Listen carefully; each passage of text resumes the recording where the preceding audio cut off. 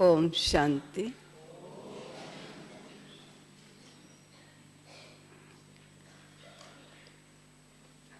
प्यारे बाबा,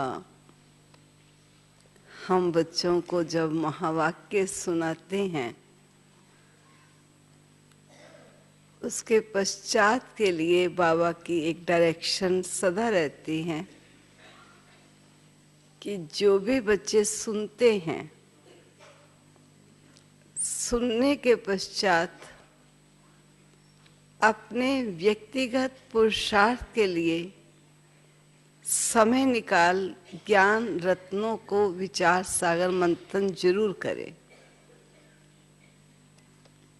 क्योंकि जिस समय मधुबन में ट्रेनिंग सेंटर बन रहा था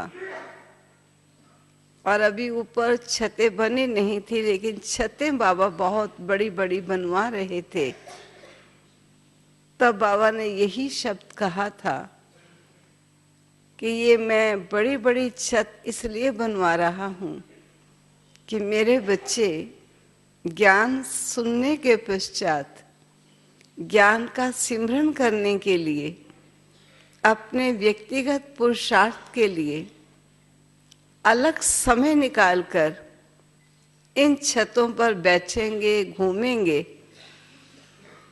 तो बहुत उन्नति कर सकेंगे। और कभी बाबा देखते थे कोई बच्चे पहाड़ी पर बैठे हैं, क्योंकि उस समय तो मधुबन में पहाड़ियाँ बहुत थी, या बच्चे कहीं व्यक्तिगत पुरुषार्थ के लिए बैठे हुए देखते थे, तो बाबा बहुत जैसे कि हृदय से कोई खुश होता है ऐसे खुश होता था। और ये खुशी ही प्रतीत होती है कि बाबा बच्चों को आशीर्वाद देते हैं। इसलिए एक है क्लास करना, दूसरा है उस क्लास के पश्चात अपने को क्लास कराना कि आज प्यारे बाबा ने मेरी उन्नति के लिए मुझे क्या क्या कहा है। तो बाबा ने बहुत सुंदर सुनाया है आज महावाक्यों में कि जो बच्चे स्व उन्नति का पुरुषार्थ, तीव्र पुरुषार्थ करते हैं, बाबा उन बच्चों को विशेष रूप से आशीर्वाद देता है। और आप और हम सब समझ सकते हैं कि आशीर्वाद से कोई भी पुरुषार्थ अति सरल हो जाता है।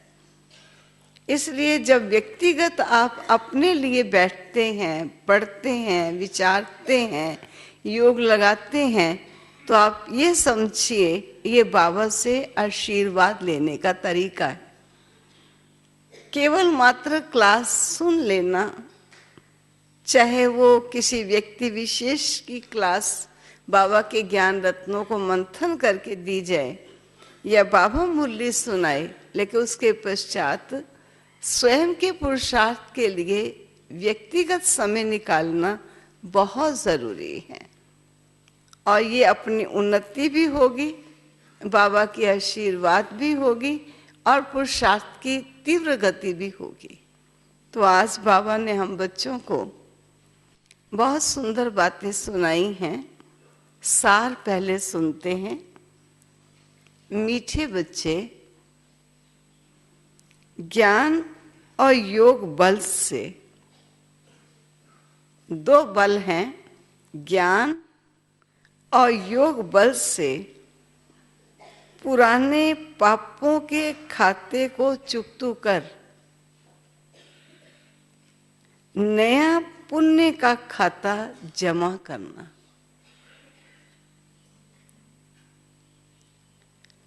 योग बल से एवर हेल्दी वेल्दी बनना है।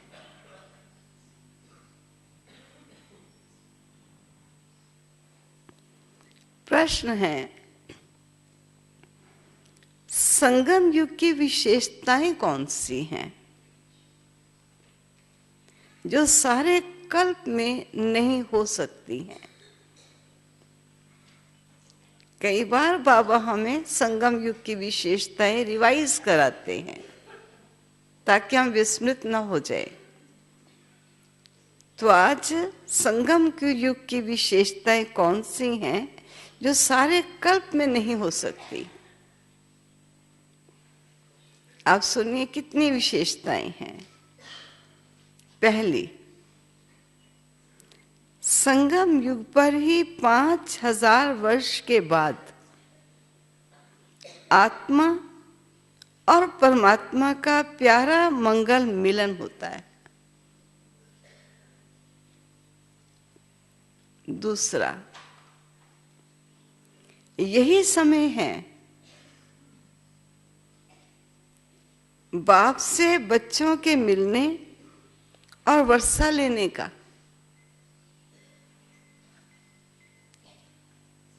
तीसरा, बाप सभी आत्माओं के लिए इसी समय ज्ञान देते हैं, सबका लिबरेटर बनते हैं। चौथा, संगम युग पर ही देवी देवता धर्म की सैपलिंग लगती हैं, जो दूसरे धर्म में कन्वर्ट हो गए हैं वे निकल आते हैं।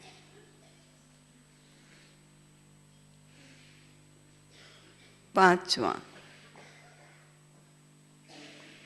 सभी अपना अपना पुराना हिसाब किताब चुकता कर वापस जाते हैं। ऐसी विशेषताएं और किसी युग की नहीं है।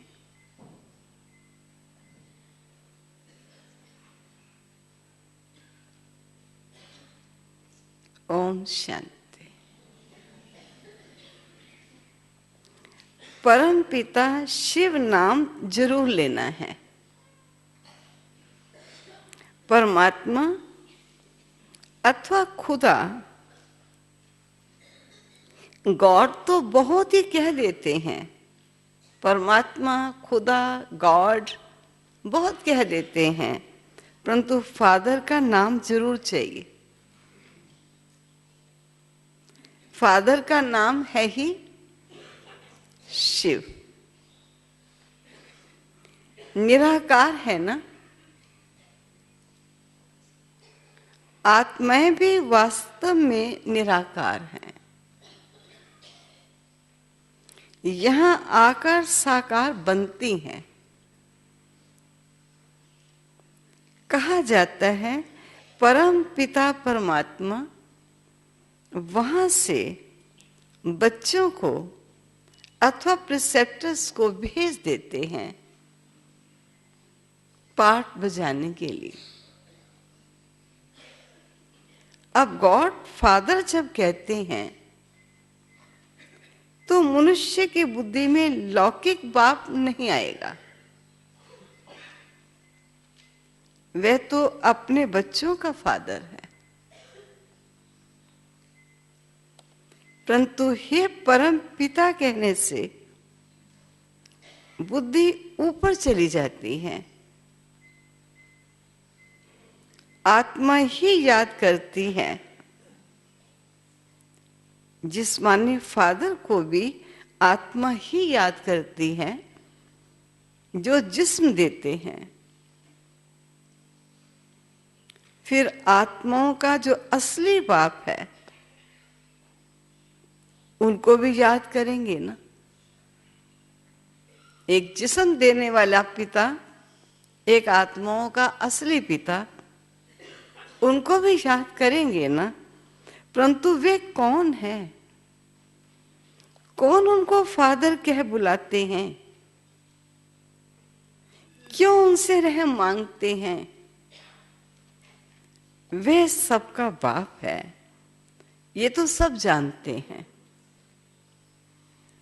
लेकिन अगर सब बाप ही बाप हैं तो फिर यह पुकार सिद्ध नहीं होती है। कहते हैं परमात्मा ने ही सब कुछ दिया है।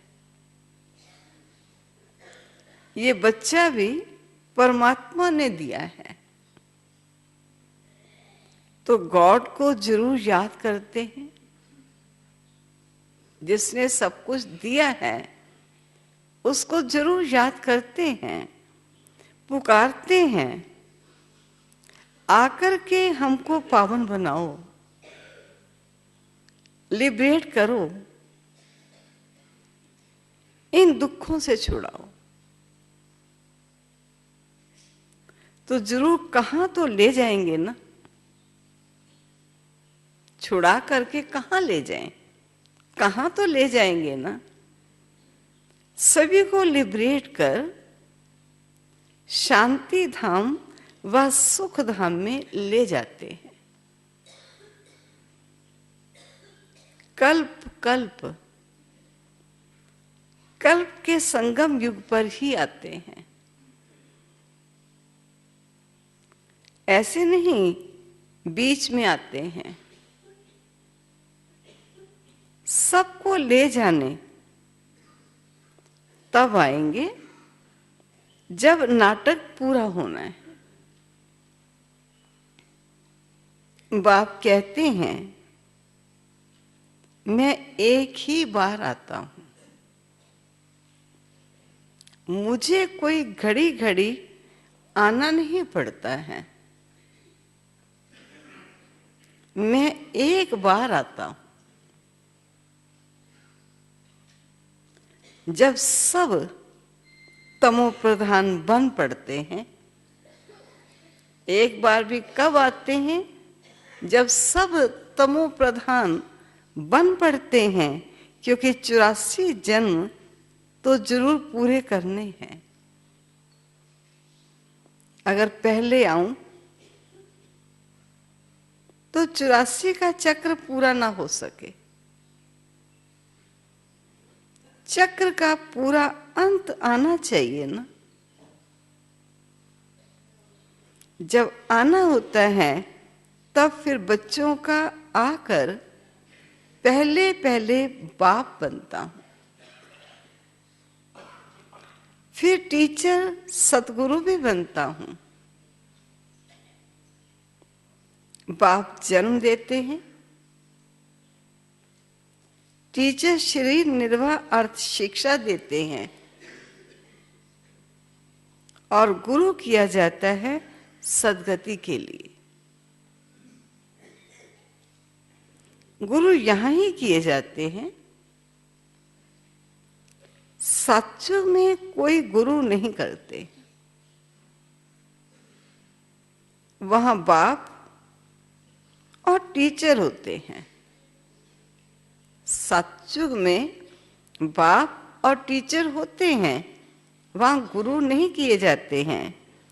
ऐसे नहीं कि बाप टीचर बन पड़ते हैं और बन पढ़ाते हैं, ऐसा भी नहीं।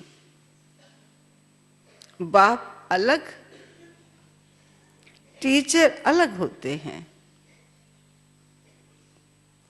यहां ये बाप, टीचर, गुरु एक ही है।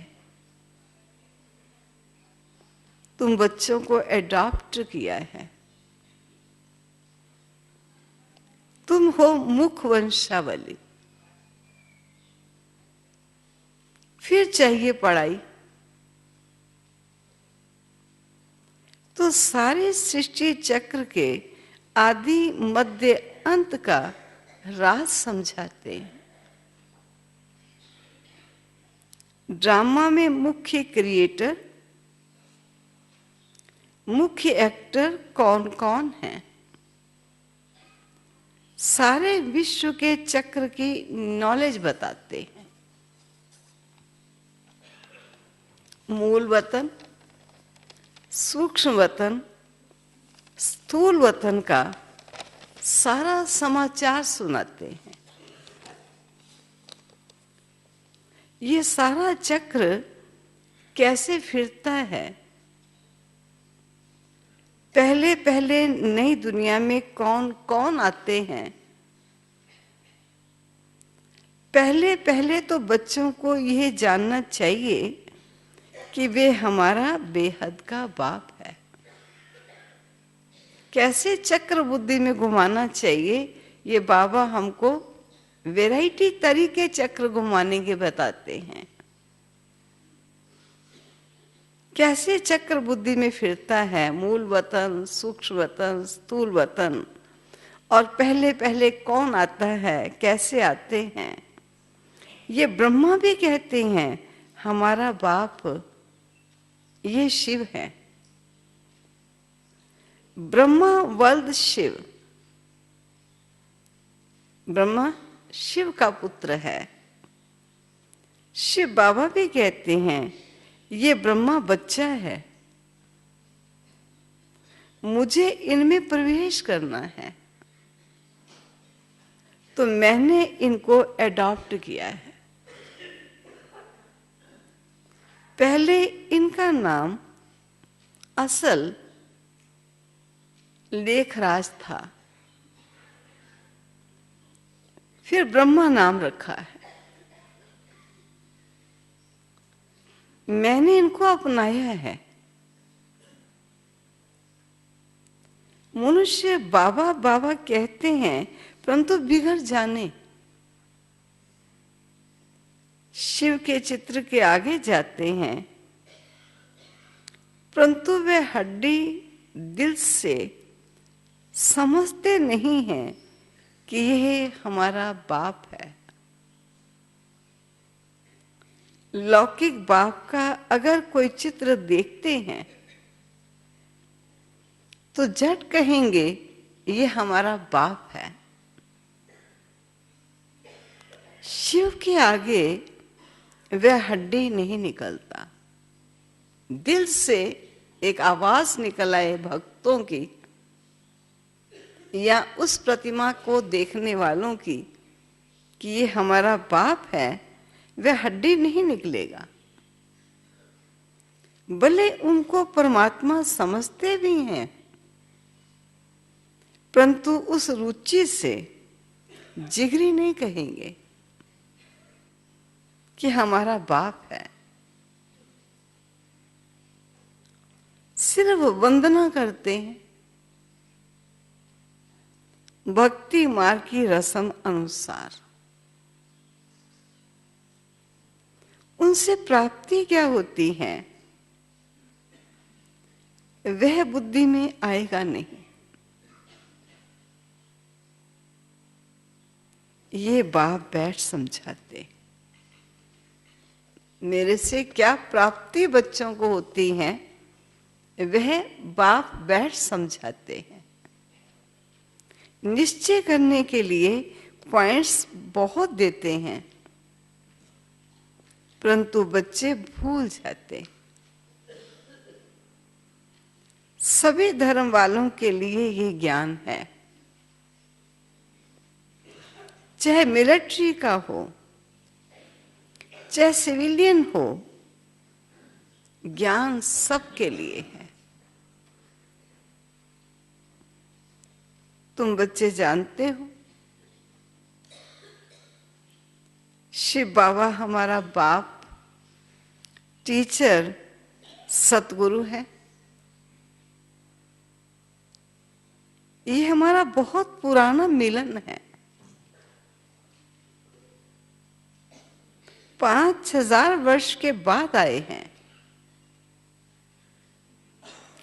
इसे आत्माओं और परमात्मा का प्यारा मंगल मिलन कहते हैं। परम पिता परमात्मा आकर सभी आत्माओं से मिलते हैं। इस समय ही सबका लिबरेटर बनते हैं। सभी तो शिक्षा नहीं लेंगे।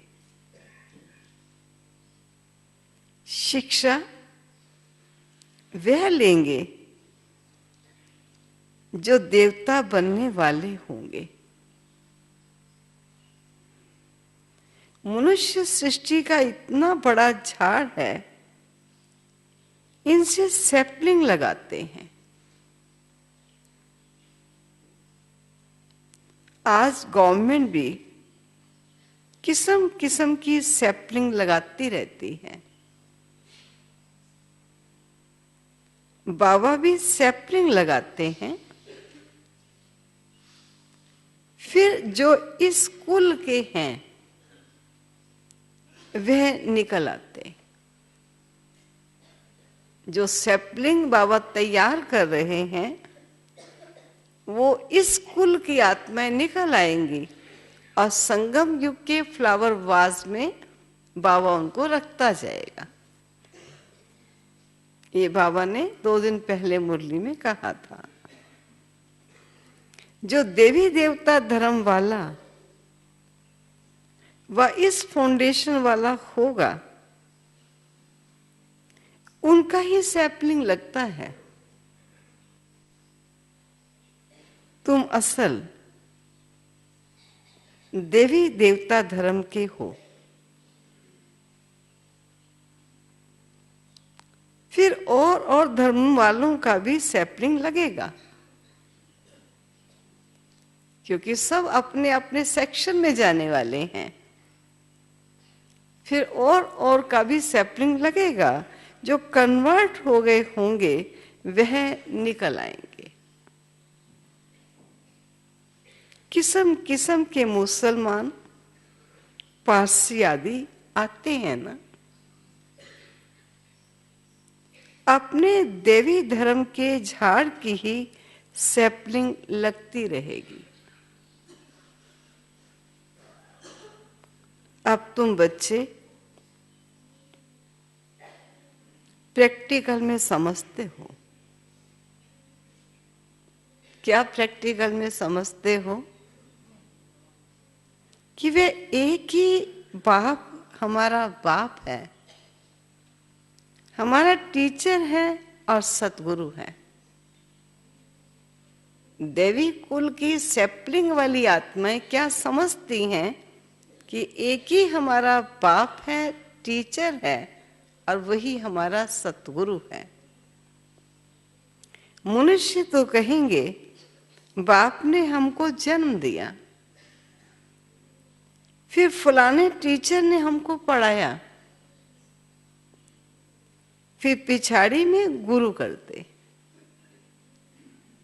कोई नहीं भी करते हैं। हर एक की अपनी अपनी मान्यता है। कोई ना कोई का सिमरन जरूर करते हैं। कोई किसी को या किसी अन्य को याद जरूर करते हैं। बाप को याद करेंगे, वह कोई मित्र संबंधी आदि को याद करेंगे। अब तुमको और सबकी याद भूल एक बाप को ही याद करना है। सैपलिंग वाले बच्चों को बाप की डायरेक्शन है कि अभी और सबसे बुद्धि योग निकालते जाओ और एक बाप को ही याद करना है। वही सत्य बाप है, सत्य टीचर है, सत्य गुरु है, सचखंड की स्थापना करने वाला है। सारे सृष्टि के आदि मध्य अंत के चक्र की हिस्ट्री ज्योग्राफी बताते हैं। हम स्वदर्शन चक्रधारी बने हैं तो जरूर चक्र याद करना पड़े। जो बच्चे स्वदर्शन चक्रधारी बने हैं उनका काम है चक्र को याद करना। ये सृष्टि का चक्र कैसे फिरता है, शुरू से अंत तक चक्र को जानते हो और यह कल्प के संगम युग पर ही जान सकते हो। बीच में तो कोई जान ना सके।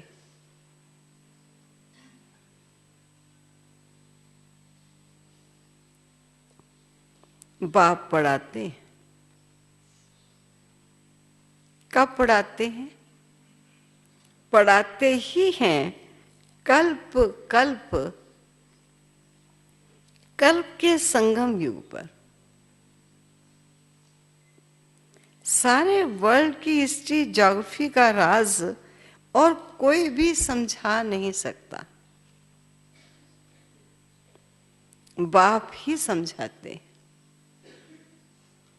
कितना सत्य बाप अथॉरिटी से कहते हैं, ये राज सिवाय बाप के कोई समझा नहीं सकता, बाप ही समझाते हैं।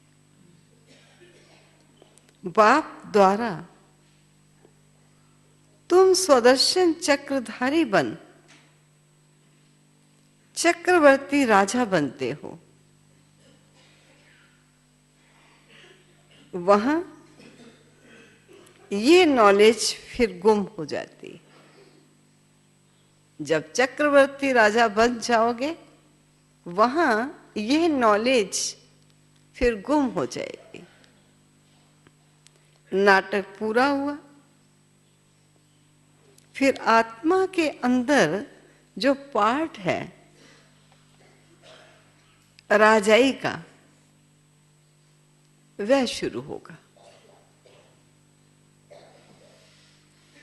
इस समय तुम्हारा पार्ट क्या है? इस समय तुम्हारा पार्ट है सीखने का। सीखते चले जाओ, जितना सीख मिले उतना अच्छा है। बाबा का आना, बच्चों को नॉलेज सिखलाना, ऊंचा पद प्राप्त कराना, यह अभी का पार्ट है। पद प्राप्त कर लिया, फिर खत्म। फिर बाप का ये पार्ट पूरा हो गया। फिर ये सृष्टि चक्र की नॉलेज प्रायः लोप हो जाती है। कोई भी मनुष्य को इस सृष्टि चक्र का नॉलेज नहीं है। सन्यासी तो चक्र को मानते ही नहीं। झाड़ को देख, कई ऐसे हैं कि झाड़ को देख कहते हैं ये तो कल्पना है। तो तुम बच्चों को भी धारणा करनी है। योग पूरा नहीं होगा तो धारणा होगी नहीं। चाहे कितना भी सुनेंगे, योग पूरा नहीं होगा तो बाबा ने कहा था, बुद्धि रूपी बर्तन स्वच्छ न होने के कारण ज्ञान धारण नहीं हो सकेगा। धारणा होगी नहीं, बुद्धि प्योर बन न सके। कहते हैं ना, शेरनी का दूध सोने के बर्तन में ही ठहर सकता है। बुद्धि रूपी बर्तन बड़ा सतो प्रधान चाहिए, तभी बाबा का ज्ञान बुद्धि में ठहरेगा। और जहां ज्ञान बुद्धि में ठहरेगा वहां योग लग सकेगा। और जितना योग लगता जाएगा उतनी बुद्धि में स्वच्छता और बढ़ती चली जाएगी। तो यह भी ज्ञान अमृत बच्चों को मिलता है। बर्तन लोहे से बदलकर सोने का होगा, तब ही धारणा होगी। इसमें अच्छा पुरुषार्थ किया जाता है। अपने बर्तन को सोने का बनाने के लिए स्वयं का पुरुषार्थ स्वयं के लिए बहुत चाहिए। तो बाबा ने हमको कहा है, धारणा तभी होगी जब सोने का बर्तन होगा। इसमें अच्छा पुरुषार्थ किया जाता है, बहुत सहज है। वर्ल्ड की हिस्ट्री ज्योग्राफी को जानना है। सतयुग में कौन राज्य करते थे, कितना समय राज्य किया। घराना होता है ना, कैसे वंशावली चलती है, घराना होता है ना, तो उसको कहेंगे डीटी डायनेस्टी ने 1250 वर्ष राज्य किया। क्या लड़ाई से राज्य लिया? नहीं, अभी के पुरुषार्थ की प्रारब्ध पाई। ये सारा चक्र तुम किसको भी समझाओ तो बहुत खुश होंगे। बोले मिलिट्री क्यों हूं? बाबा उस समय को याद कर रहे हैं आज के महावाक्यों में, जब बाबा दिल्ली में एक मिलिट्री के मेजर के यहाँ ठहरे थे आकर। तो बाबा ने कहा, बोले मिलिट्री क्यों, दिल्ली में आते थे ना, उनको भी बाबा समझाते थे ना कि तुमने सुना है, जब गीता सुनाई जाती है तो उसमें भगवानों वाच्य है। बाबा जब मिलिट्री के मेजर के यहाँ ठहरे थे तो बाबा ज्यादा दिन नहीं ठहरना चाहते थे। कहा बच्चे, अगर ज्यादा सेवा नहीं होगी तो बाबा चले जाएंगे। लेकिन उस मिलिट्री के मेजर की एक इच्छा थी कि बाबा यहाँ ज्यादा दिन ठहरे, इसलिए ट्रक भर भर के वो मिलिट्री के लोगों को लेकर आते थे। अभी एक ट्रक आता, वो बाबा उनको समझाते, अभी वो ट्रक वापस जा ही रहा होता तो एक दूसरा ट्रक पूरा भर के मिलिट्री के जवानों को आ जाता। फिर बाबा उनको समझाते तो कहता था, बाबा जितनी सेवा आप कहेंगे मैं उतनी सेवा करूंगा, लेकिन आप जाए नहीं। तो बाबा उस समय की बात एग्जाम्पल दे रहे हैं। जब गीता सुनाई जाती है तो बाबा उनको क्या सुनाते थे, तो उसमें भगवानों वाच्य है, जो युद्ध के मैदान में मरेंगे वे मुझे प्राप्त करेंगे, स्वर्गवासी होंगे। परंतु ऐसे नहीं कि सिर्फ गीता पढ़ते व सुनते हैं तो स्वर्ग में चले जाते हैं। तुमको अगर स्वर्गवासी बनना है, बाप से वर्षा लेना है, तो बाप को याद करो, श्रीमत पर चलो। ये ज्ञान अभी ही मिलता है, क्योंकि अभी स्वर्ग के द्वार खुलते हैं। ये ज्ञान अभी के लिए ही है। शिव बाबा को याद करने की प्रैक्टिस करनी है। अभी बेहद का बाप समझाते, मुझे याद करो। उस गुरु के बदले एक शिव बाबा को याद करना पड़े, मेहनत है। वे बाप सभी का एक ही है, उस द्वारा ही स्वर्ग का वर्षा मिल सकता है। शांति सुख का वर्षा उनसे मिलता है। ये समय है ही बाप द्वारा बाप से मिलने का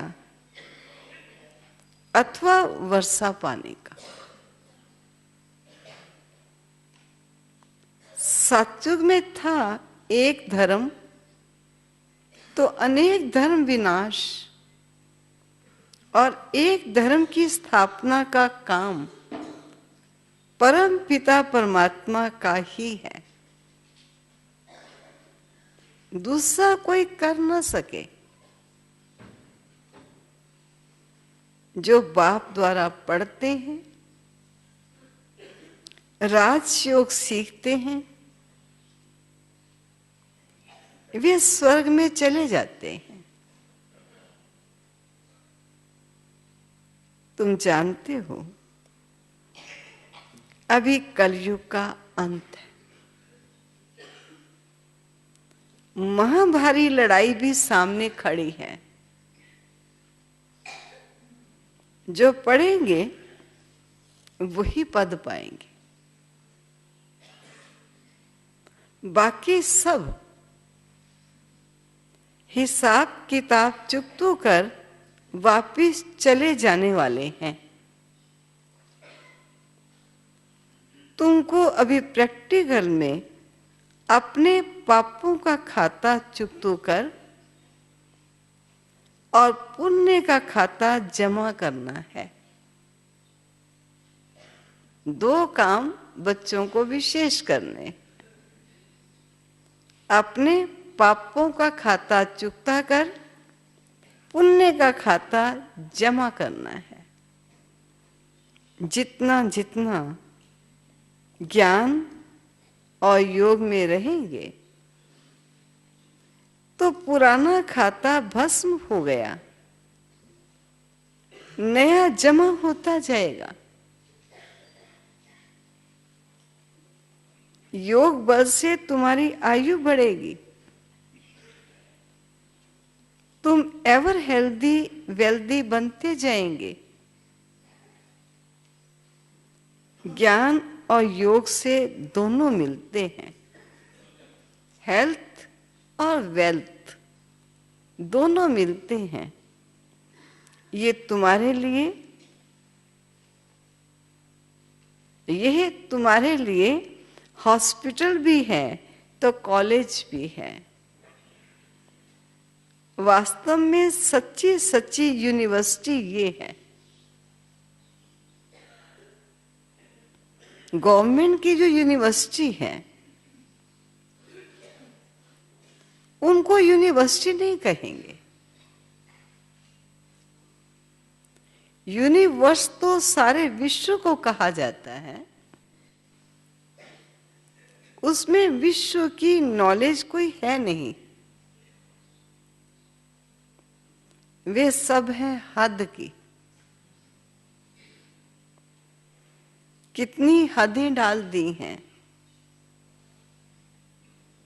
यूनिवर्सिटी को हिंदी में कहा जाता है विश्वविद्यालय। सारे विश्व से कोई भी आकर पढ़े। उस यूनिवर्सिटी में तो ऐसा हो ना सके। यहां कोई भी आकर पढ़ सकते हैं। विश्व का रचयिता ही ये विश्वविद्यालय स्थापित करता है। हम लिखते भी ऐसे हैं। जब विश्वविद्यालय या यूनिवर्सिटी में फर्क क्या है? अब विश्वविद्यालय या यूनिवर्सिटी फर्क क्या है? वह हिंदी व अंग्रेजी अक्षर। क्योंकि इंडिया में यूनिवर्सिटी नहीं लिखने देते हैं, विश्वविद्यालय लिखने देते हैं। तो बाबा कहते हैं फर्क क्या है? भाषा का ही तो फर्क है। वे अंग्रेजी अक्षर है, वो हिंदी है।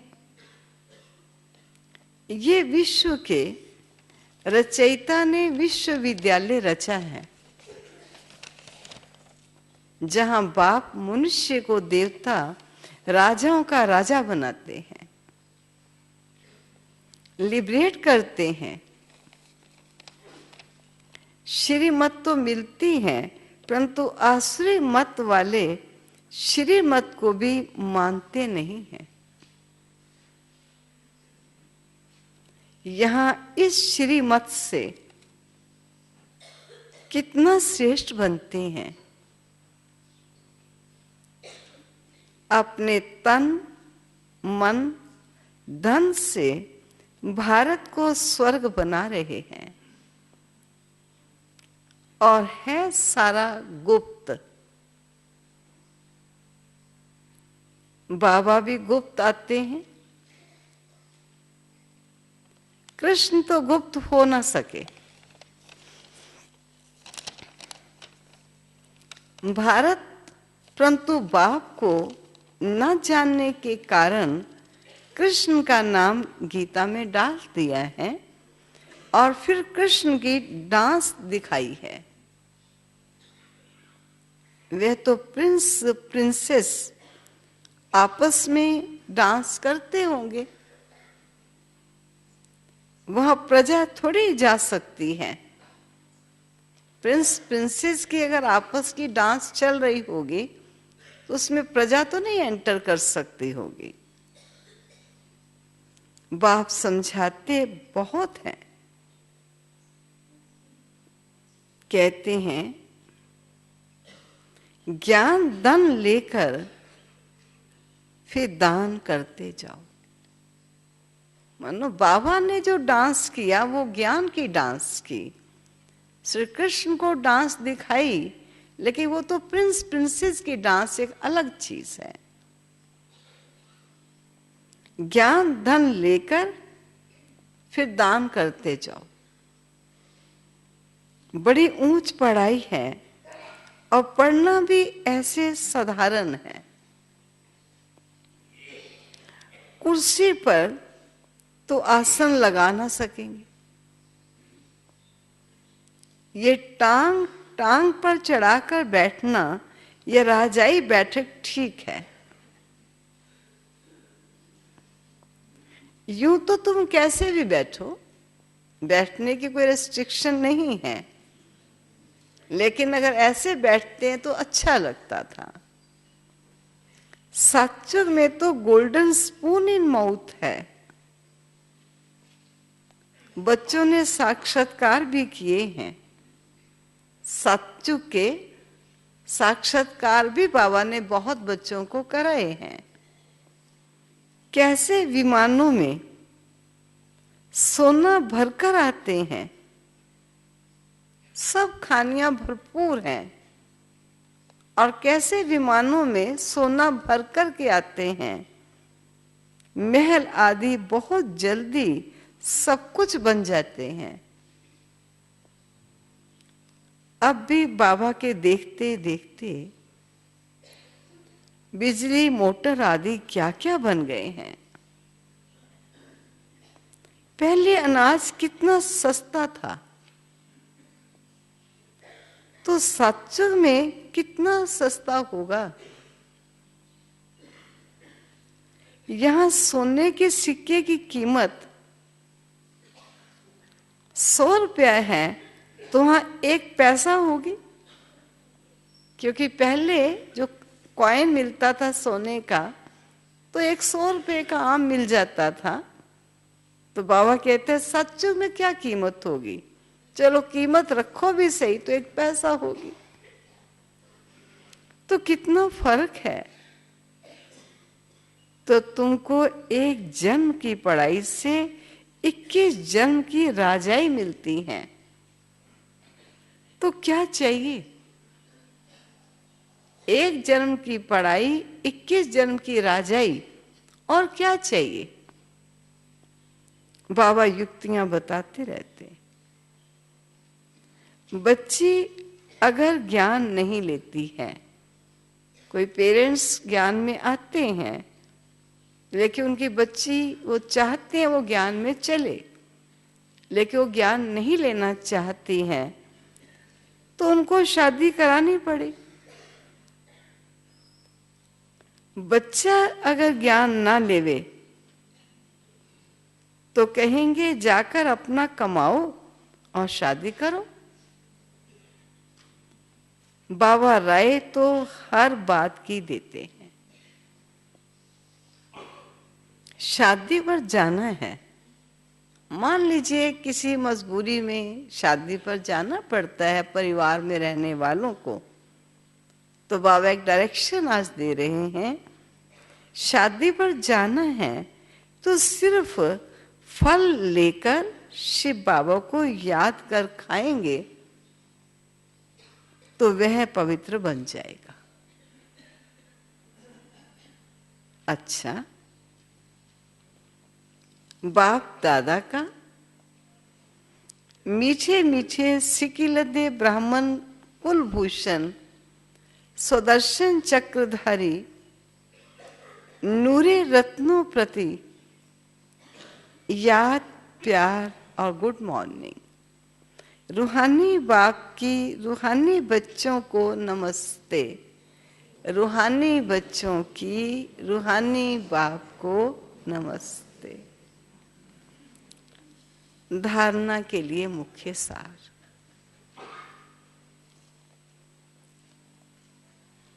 बाप से जो ज्ञान धन लिया है उसका दान करना है।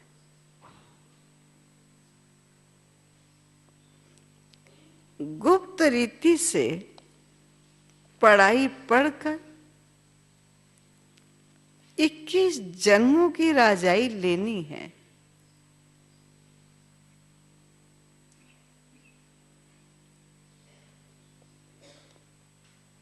दूसरा,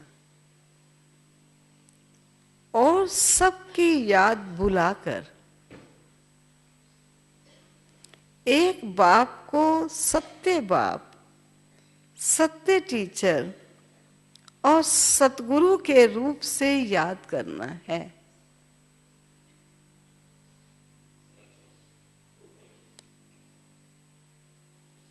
वरदान। स्वयं को अवतरित हुए अवतार समझ सदा ऊंची स्थिति में रहने वाले अर्श निवासी फरिश्ता भव।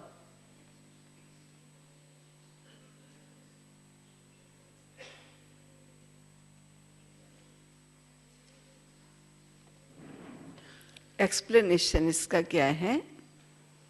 जैसे बाप अवतरित हुए हैं,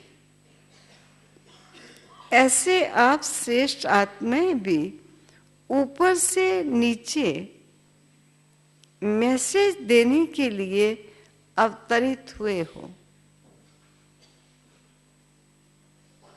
रहने वाले सूक्ष्म वतन व मूल वतन के हो। देह भान रूपी मिट्टी अथवा पृथ्वी पर आपके बुद्धि रूपी पांव नहीं पड़ सकते हैं, इसलिए फरिश्तों के पांव सदा फर्श से ऊपर दिखाते हैं। तो आप सब ऊंची स्थिति में स्थित रहने वाले अर्श निवासी अवतरित हुए अवतार हो। इसी स्मृति से उड़ती कला में उड़ते रहो। इतने ढेर अवतार हो जाए तो कितनी जल्दी विश्व का परिवर्तन आ जाए, लेकिन अवतार कई बार स्वयं को अवतार ही भूल जाते। इसलिए बाबा स्मृति दिला रहे हैं। स्लोगन। स्व परिवर्तन के तीव्र पुरुषार्थी बच्चों को ही बाप के दुआओं की मुबारक मिलती है।